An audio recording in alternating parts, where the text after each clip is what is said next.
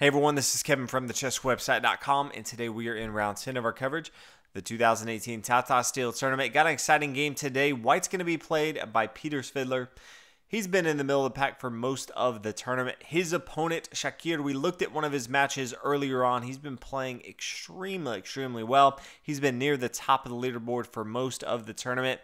Coming into this round, he is a point back of Nishijiri after Nishijiri played. He drew today. So Shakir is a point behind. If he could get a victory, he would now be tied for first with Nishijiri and Magnus Carlsen for a three-way tie. So we'll go ahead and get into it. Peter Svidler starts out with pawn to c4.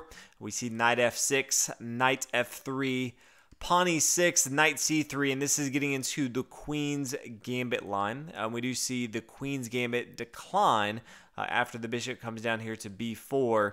We see pawn takes to d5. And after the pawn recaptures, bishop here to f4. So this is a variation we don't see very often. This allows black to be very aggressive by bringing the knight down here to e4. Attacking this knight, the knight can't take here on e4 because this knight's being pinned down by the bishop to the king here on e1. You can also see it is somewhat difficult for white to kick off this bishop right here unless he wants to be left with not the best pawn chain ever or even down material. You can see the pawn right now is the only piece that is defending this knight here on c3. So we see Peter Svidler decide to go ahead and bring his queen out. Queen to a4 check. Really the only option for black to defend this is knight to c6 and then rook to c1. There's kind of two options if you want to defend this knight since the pawn's the only option right now. You could see queen to b3. That's one option, or rook over here to c1. Decides to opt for the rook to c1 and then castle on the king side.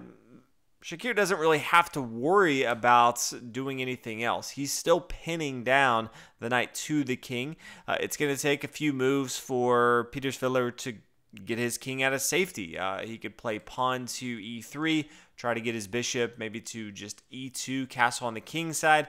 Could play pawn to g3, fianchetto to the king side, and then castle on the king side. But right now, it's going to be a few moves. So no hurry right now. He's putting a ton of pressure on his opponent. So for now, Shakir's just going to hang out here with this setup, bishop here on b4 and knight on e4. The last option Peter Svidler has is to not worry about his king right now being pinned down. Instead, attack his opponent's bishop with the move pawn to a3. This is what I favor the most. I just feel like black is putting so much pressure. This forces their hand. They're not going to be able to continue this pressure if they come back here to a5. You just swing your pawn up here to b4. There is going to be an exchange right here. Bishop, you could just see the pawn recapture here.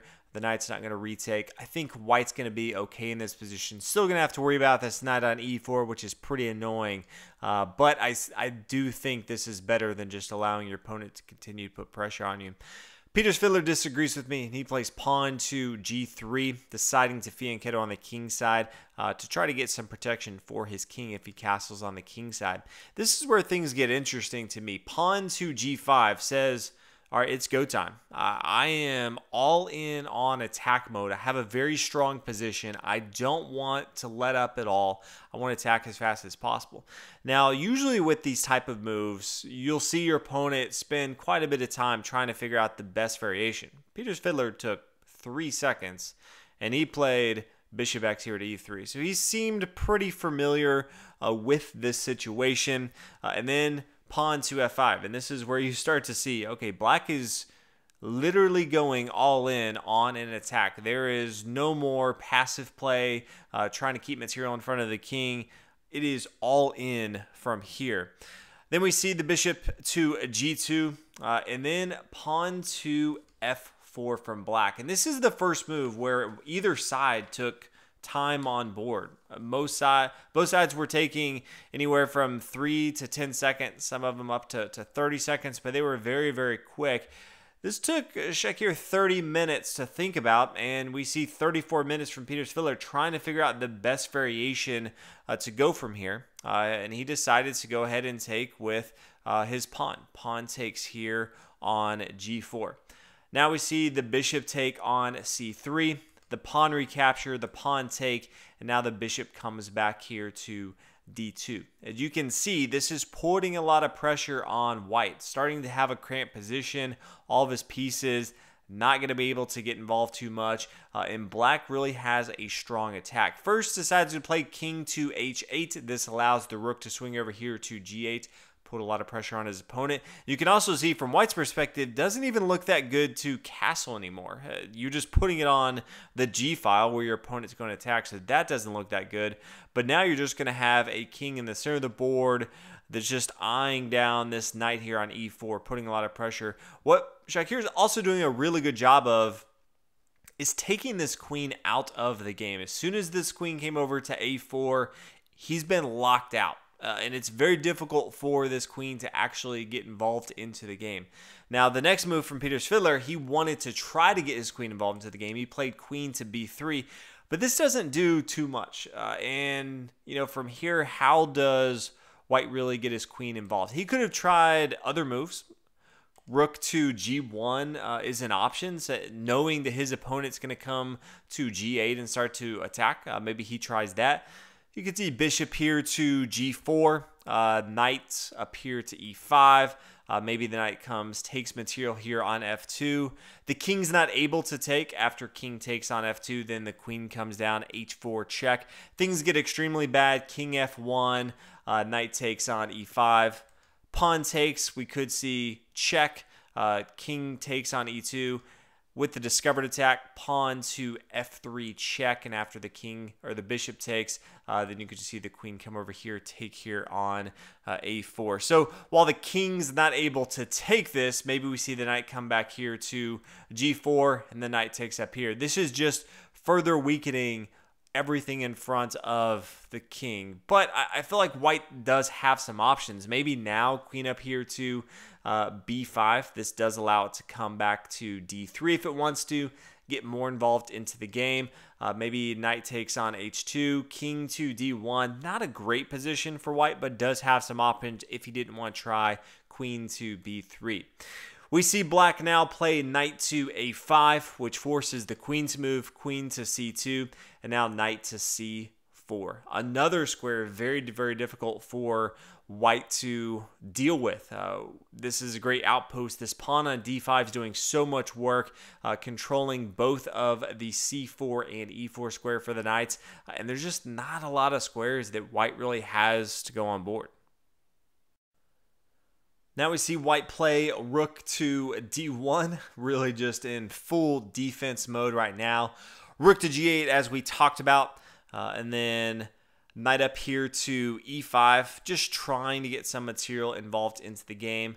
The knight takes, the bishop takes here on e4, and then queen down to g5. And this is such a tricky spot as well because it's very difficult for white to do what he wants to, and that would be to take one of these pieces in the middle. If the bishop takes, well, then the queen just comes down here to g1 check, forced to take, and then it's going to be checkmate. Same thing if the pawn takes, the knight here, queen's going to come down to g1. After the rook takes, then the rook comes down here, checkmate. So you can see how important it is to have an escape square for the king here on e1. Couple options, you could see bishop taking here on f4. So that would be one option. Or you could see rook over here to f1. We see Peter Svidler deciding to go with the bishop to f4, pretty much giving up material, knowing that he has to have some room for his king to breathe. We see the queen take here on f4, bishop to d5, attacking the rook. Black's not worried about that at all. Bishop down here to f5, attacking the queen. In this position, after only 21 moves, we see Peter Svidler resign. Just did not see any way out of this. Just too many threats to deal with. So at the end of the game, congratulations to Shakir. He's now tied for first place. Three-way tie. So really great game from him. Playing the black pieces and just came out just all in for the win. Recognizing that with only a few more matches left in this tournament, getting draws, even as the black pieces, may not be enough. So went for it, went for the victory, and got the victory in a short amount of time. So congratulations to him. Hope you guys enjoyed round 10 of the Tata Steel Tournament. It's been a good one so far. Thank you for the support, and I'll see you guys in the next video.